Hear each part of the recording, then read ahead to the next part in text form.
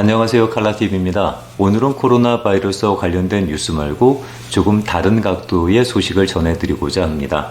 이 영상을 캘리포니아나 뉴욕 그리고 자택 대피령이 내려진 주에서 보시는 분들이라면 이제가 일주일이 지난 집거 명령의 시간이 아마도 목숨보다 더 긴 시간이시지 않았을까 짐작을 해봅니다. 경제적으로도 심리적으로도 참 막막하고 답답한 세월을 지나갑니다. 하지만 그런 와중에서도 누군가를 돕는 사람들이 있는데요. 오늘은 그 사람들을 만나보고자 합니다. 먼저 소개해드렸던 화장지 집어 던지는 그 장면은 미국의 한 대학에서 연례적으로 치르는 농구 경기에서 지켜오는 전통입니다. 바로 휴지를 던지는 건데요. 없어서 못 구한다는 화장실 휴지를 꽃송이처럼 던지는데 그 전통이 지켜지지 못하는 유일한 해가 바로 올해가 아닐까 싶습니다.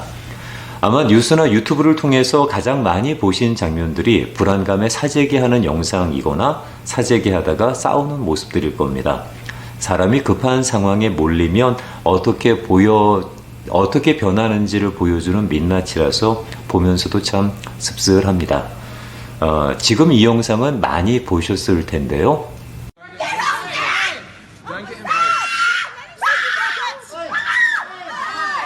Tensions flared at Woolworths Chullora around 7 o'clock this morning when 3 women became involved. I just want one pack. No, not one pack. Staff rushed to aisle 11 to intervene. Yeah, it's unfair. You need to stop. Call the police. I'm calling the police. 네, 호주에서 벌어졌던 휴지 사재기 중에 결국 몸싸움으로 번진 장면이었죠. 경찰까지 동원했던 사건이었습니다. 그리고 역시 호주에서 2명의 고객이 화장지 팩을 하나 두고 서로 싸우는 장면이 있었죠. The incident, one of several at Australian supermarkets, as desperation for toilet paper reaches irrational levels. 그리고 불과 며칠 전에 영국의 BBC 방송에서 내보낸 장면에서는 그 호주의 한 마트에서 화장실 휴지 사재기 장면으로 인해서 질서가 무너진 그런 상황을 촬영한 거였는데 직원들이 한 사람당 한 팩씩만 가져가라고 그렇게 소리를 지르는데도 결국 그 소리가 들리지 않았던 그런 모습들입니다.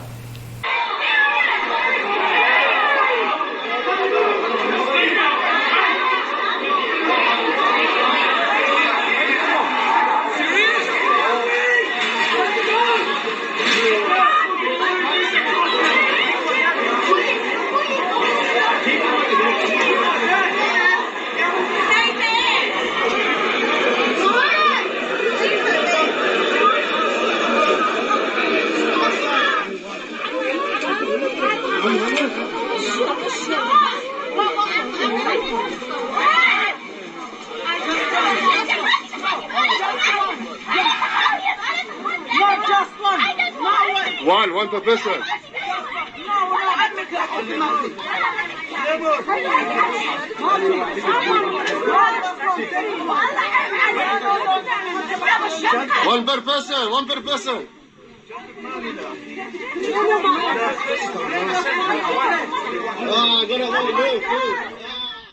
공교롭게도 이런 소식들이 다 호주에서 들려오는 바람에 호주 사람들이 시민의식이 박약한 게 아니냐라는 그런 선입견을 가질 수가 있겠습니다만 이건 어떻습니까?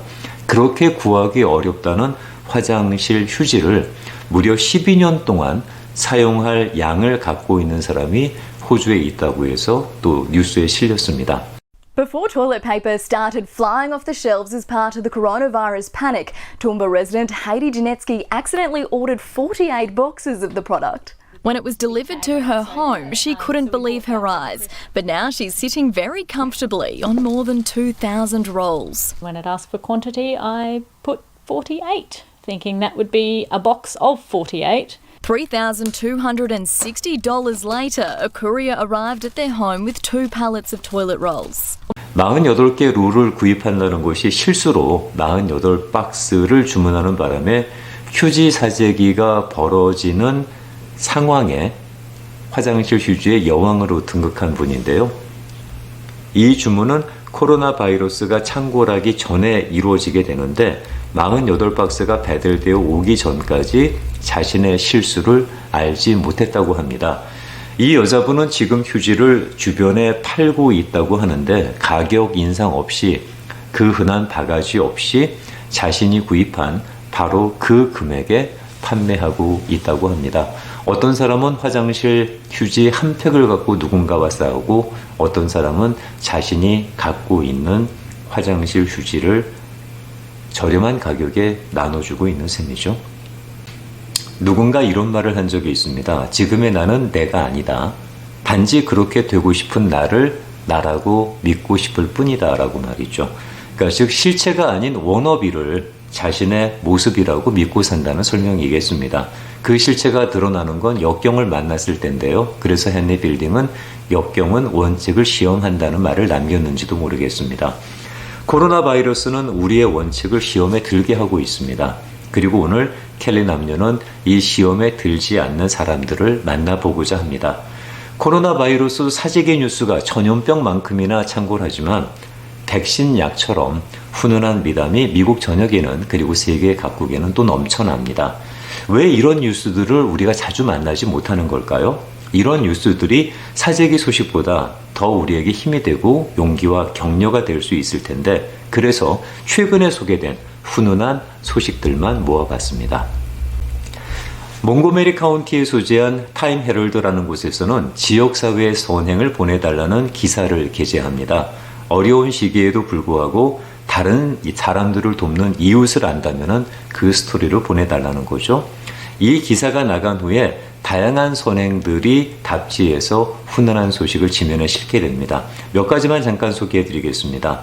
로컬 학생들을 위해서 하루에 300개의 런치를 만들어 전달하는 레스토랑이 소개됐고요.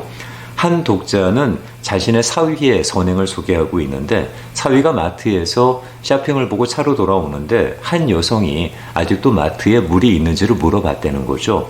그 여자분은 암에 걸린 아들을 방문하고 돌아오는 길이었는데 그 여성이 마트에 긴 줄을 기다리는 걸 원치 않았던 사위는 자신의 카트에 있던 물을 모두 그녀에게 줬다는 겁니다. 그리고 전화번호까지 주면서 혹시라도 다른 게 필요한 게 있으면 연락 달라고 했다 그러네요. 개인 택시를 하는 마이크라는 주민은 혼자서 거동이 어려운 분들을 위해서 생필품을 주문받아서 배달하고 있다고 합니다. 노스저지닷컴에서도 선행 기사를 보도하고 있는데요. 16살의 고등학교 포인트 가드로 운동을 하는 라이언이라는 학생은 학교가 문을 닫으니까 온라인으로 농구를 가르쳐주는 세션을 제작해서 인스타그램과 페이스북에 기재를 하고 있다 그럽니다.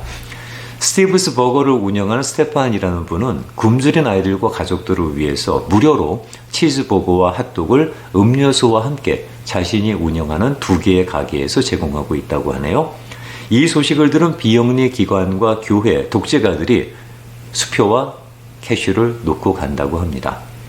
학교 폐쇄로 인해서 아이가 아침이나 점심을 못 먹게 되는 것이 걱정이라면 알려달라고 인스타그램에 기재한 사람이 있어요. 4,400명의 팔로워를 보유하고 있다 그러는데 시리얼과 우유 그리고 집에서 직접 만든 음식을 제공하겠다고 제안했다고 합니다.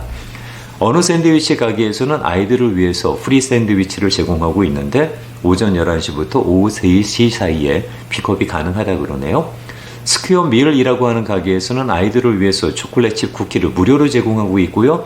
리치우드라는 시의 한 여성 시의원은 독거 노인들을 돕기 위해서 자원봉사자를 모집을 해요. 그런데 이틀 만에 100명이 넘는 사람들이 참가를 지원해서 자원봉사 체인을 구성할 수 있었다고 합니다. 워먼스데이에서도 선행을 보도하고 있는데 이 레베카라는 여성이 트위터에 올린 내용을 소개하고 있습니다. 식품점에 들른 레베카가 차에서 부르는 소리를 듣고 다가가니까 80대 노부부가 코로나 때문에 무서워서 가게에 들어가지 못한다고 $100와 쇼핑 품목을 건네주면서 도움을 요청하더라는 거죠. 이 레베카는 필요한 물건을 사다 드렸고 거스름돈까지 돌려드립니다. 그런데 그 할머니께서 자신들을 도와줄 사람들을 기다리면서 차 안에서 45분 가까이 기다렸었다라는 얘기를 하시더라는 거죠. 이 트윗은 현재 500만 리트윗을 기록 중입니다. 디즈니랜드가 문을 닫았죠. 하지만 문을 닫았다고 해서 디즈니랜드의 매직이 끝난 건 아니라고 합니다. 디즈니랜드 리조트의 대외 홍보 담당 매니저는 디즈니랜드 안에 여분의 식품을 모두 푸드뱅크에 기증하기로 했다고 발표를 합니다. 넥스트도어라는 앱에서는 주변에 사람 많이 모이는 곳에 가기 어려워하는 노인들을 안다면 자신들에게 알려달라고 요청합니다. 그럼 자신들이 돕겠다고 제안하고 있고요. 또 반가운 소식은 NBA 선수들과 구단주가 자신들을 위해 수고해온 구단 직원들과 팬들을 위한 선행을 펼치고 있다는 겁니다. 현재 NBA는 경기가 무산 중입니다만 그 감동은 이어지고 있는데요. 미러키 벅스의 포워드로 뛰고 있는 선수는 이 구단의 스태프들을 위해서 10만 달러를 전달하기로 약속을 했습니다.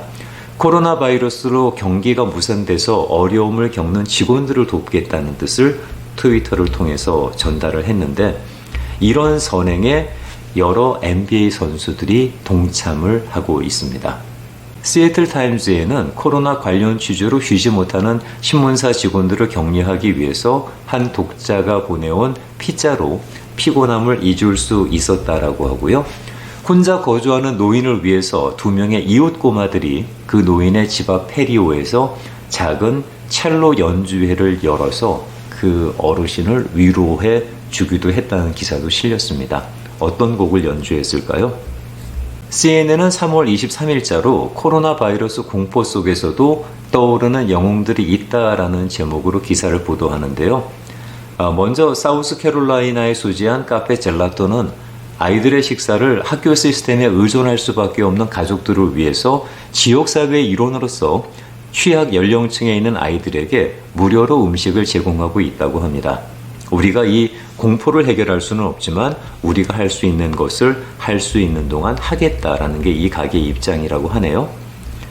그리고 노스캐롤라인에 소재한 덕 타코에서도 역시 취약 연령층의 아동들에게 월요일부터 금요일까지 음식을 제공하고 있다고 합니다.